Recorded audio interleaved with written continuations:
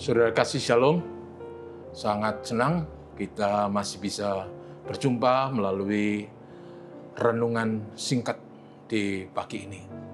Adalah kerinduan kita supaya kita semua diberi sehat dan bisa beraktivitas dan melakukan tugas tanggung jawab kita sebagaimana seharusnya. Saudaraku, saya pagi ini ingin meneruskan seri renungan saya yang diambil dari kitab Injil Matius pasal 5 dan pasal 5, 6, 7 itu adalah apa yang kita sering sebut khotbah Tuhan Yesus di bukit. Kali ini kita sampai di ayat 27 sampai 30 dan saya memberi tema hawa nafsu harus dikendalikan. Izinkan saya membaca teksnya. Demikian firman Tuhan, kamu telah mendengar firman, jangan berzinah.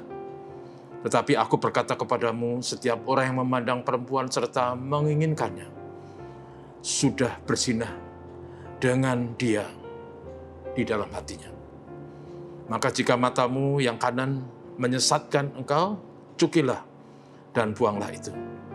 Karena lebih baik bagimu jika satu dari anggota tubuhmu binasa, daripada tubuhmu dengan utuh dicampakkan ke dalam neraka. Dan jika tanganmu yang kanan menyesatkan engkau, penghalah dan buanglah itu. Karena lebih baik bagimu jika satu dari anggota tubuhmu binasa, daripada tubuhmu dengan utuh masuk ke neraka. Saudara kasih, hawa nafsu adalah sesuatu yang selalu ada dalam kehidupan manusia normal. Namun, hawa nafsu itu harus dikendalikan. Dalam teks yang kita baca tadi, Tuhan Yesus mengutip tentang hukum ke-7 dari 10 hukum Tuhan yang berbunyi, jangan engkau berzinah. Dan perzinahan adalah sesuatu yang sangat susah diatasi dari zaman ke zaman. Apalagi di zaman kita sekarang dengan maraknya alat komunikasi, media sosial, YouTube, dan sebagainya. Tetapi kemudian Tuhan Yesus setelah mengutip kata-kata itu, dia mengatakan bahwa kalau orang memandang seorang wanita dan menginginkannya, sesungguhnya dia sudah berzina dengan dia dalam hatinya. Dan yang ingin dikatakan di sini adalah bahwa keinginan berzina itu punya kadar yang sama dengan berzina. Maksudnya orang yang berzina itu selalu diawali dengan keinginan. Karena itu apa yang dikatakan Tuhan Yesus benar. Dan apa yang kita baca tadi sesungguhnya ingin menjelaskan kepada kita betapa dosa itu membawa konsekuensi yang amat serius. Adalah lebih baik, kata Tuhan Yesus, kalau mata sebelah membuat kita berdosa, jadi lebih baik kehilangan satu mata daripada utuh kedua mata tapi dicampakkan ke dalam neraka. Dalam hubungannya dengan kata-kata itu, Tuhan Yesus ingin supaya hawa nafsu itu dikendalikan. Ya, saya selalu menggambarkan hawa nafsu itu seperti orang yang menunggang kuda. Kuda yang perkasa, yang gagah, tangkas. Kuda yang sehat, sama seperti orang yang punya hawa nafsu itu sebenarnya juga dalam tanda petik sehat. Tetapi sama seperti kuda harus dikendalikan. Demikian juga hawa nafsu harus dikendalikan. Sebab kalau tidak, sekali lagi konsekuensinya amat sangat serius. Dibanding dengan apa yang dikatakan Tuhan Yesus, lebih baik kehilangan satu mata atau kehilangan tangan kanan daripada utuh tapi dilemparkan ke neraka. Saudaraku yang kasih, tentunya apa yang dikatakan Tuhan Yesus itu bukan dalam arti literal, harafiah. Tidak berarti bahwa orang harus melakukan mutilasi fisik, matanya dicukil atau tangan kanannya dipotong. Walaupun dalam riwayat dan sejarah manusia ada orang-orang yang atau negara yang melakukan hukum seperti itu secara harafiah.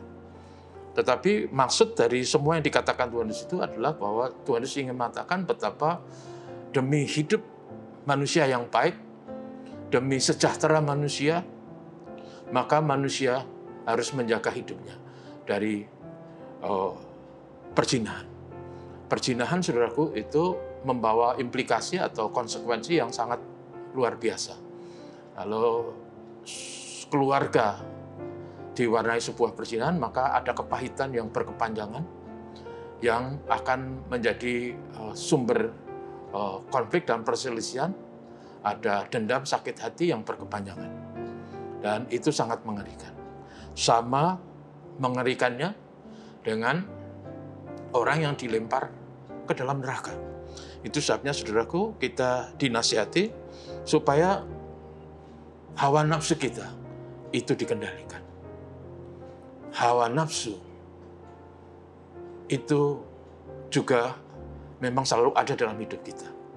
Tetapi tugas dan panggilan kita adalah mengendalikan. Supaya kita menjunjung tinggi norma, etika, dan mentaati sabda Tuhan. Berzina itu membawa konsekuensi mengerikan. Nikmat sesaat, bahagia sesaat, tapi implikasinya berkepanjangan. Karena itu, saudara kasih, mari kita ingat dan pelihara hidup kita, rumah tangga kita, supaya kekudusan, kesetiaan, kejujuran mewarnai rumah tangga kita. Karena hanya dengan itu maka sebuah rumah tangga lestari dan diberkati. Sebabnya Tuhan Yesus katakan, jangan mengumbar hawa nafsu. Kalau orang memandang wanita dan menginginkannya, Tuhan Yesus katakan, dia sudah berzina dengan wanita itu dalam hatinya.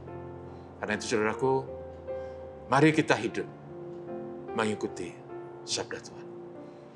Tuhan memberkati kita, mari kita berdoa. Tuhan Yesus, terima kasih kepadamu.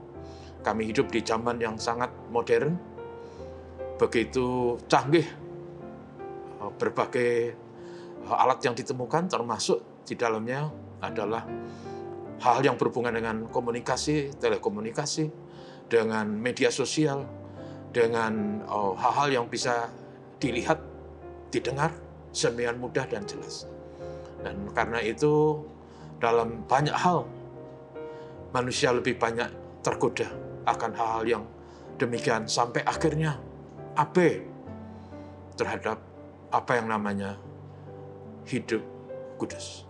Tuhan Yesus, tolonglah kami, supaya sabda Tuhan selalu mengiang-iang dalam hati kami.